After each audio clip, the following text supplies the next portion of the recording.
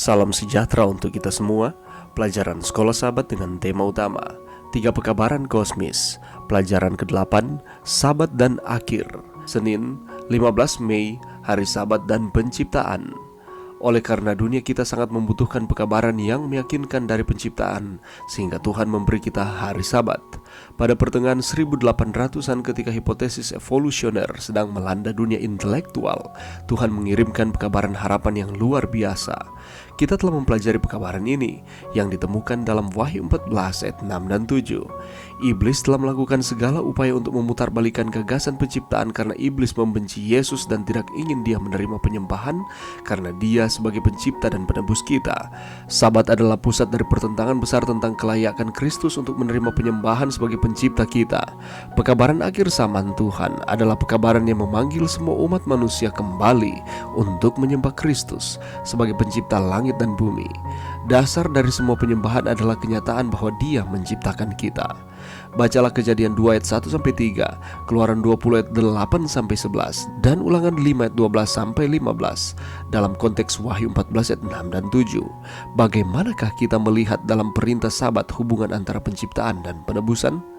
Sabat adalah simbol abadi perhentian kita di dalam Dia. Itu adalah tanda khusus kesetiaan kepada Sang Pencipta. Gantinya persyaratan legalistik yang sewenang-wenang. Itu mengungkapkan bahwa istirahat sejati dari kebenaran melalui perbuatan ditemukan di dalam Dia.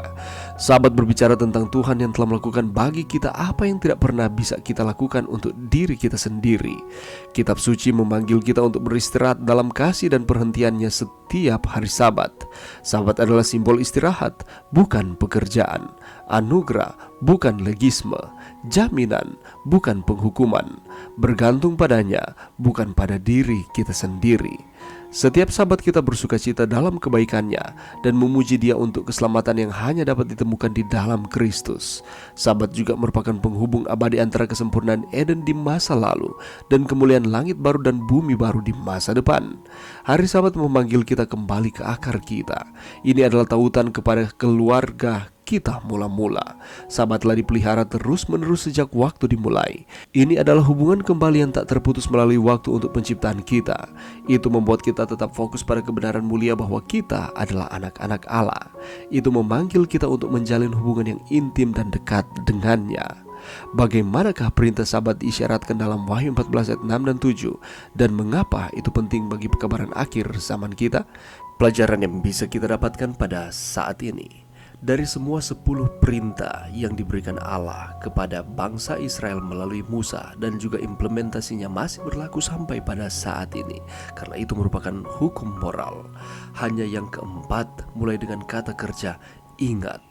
Itu bukan ingat jangan kamu mencuri atau ingat jangan kamu mengingini. Hanya ada ingat hari Sabat. Gagasan mengingat mengandaikan sejarah, mengandaikan bahwa sesuatu terjadi di masa lalu yang perlu kita ingat.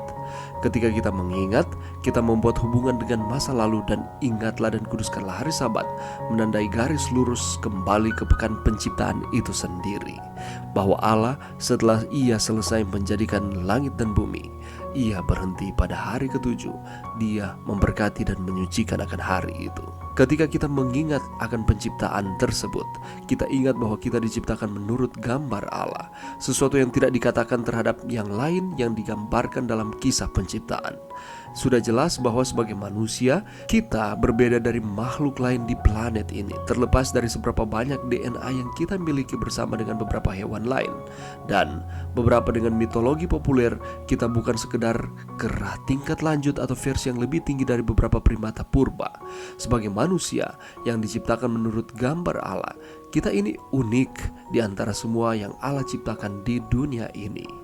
Menyadari bahwa Tuhan juga menciptakan dunia kita, mengingatkan kita akan tanggung jawab kita terhadap ciptaan. Kita harus berkuasa atas ciptaan. Memiliki kekuasaan bukan berarti mengeksploitasinya. Kita akan memerintah sebagai wakil Allah. Kita harus berinteraksi dengan dunia alami seperti yang Tuhan inginkan. Ya, dosa telah merusak dan mengacaukan segalanya, tetapi bumi ini masih merupakan ciptaan Tuhan, dan tidak ada yang memberi kita hak untuk mengeksploitasinya, terutama untuk merugikan orang-orang atau makhluk yang lain di dunia ini. Oleh karena itu, firman Tuhan memanggil kita untuk beristirahat dalam kasih dan perhatiannya setiap hari Sabat. Sabat adalah simbol istirahat, bukan pekerjaan. Itu adalah anugerah, bukan legisme. Itu merupakan jaminan dan bukan penghukuman.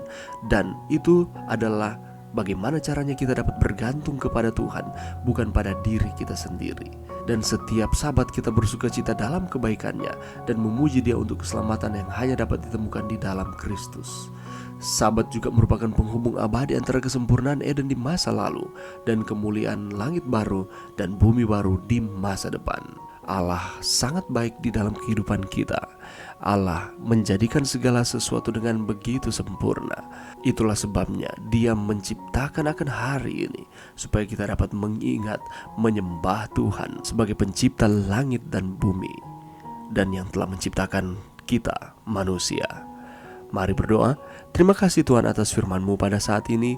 Terima kasih karena Allah menciptakan segala sesuatu. Allah menciptakan kami manusia, dan Allah memberikan hari Sabat untuk kami dapat menyembah Tuhan, mengingat akan penciptaan, kebaikan Tuhan yang Tuhan berikan di dalam kehidupan kami. Ini doa kami di dalam nama Yesus. Amin.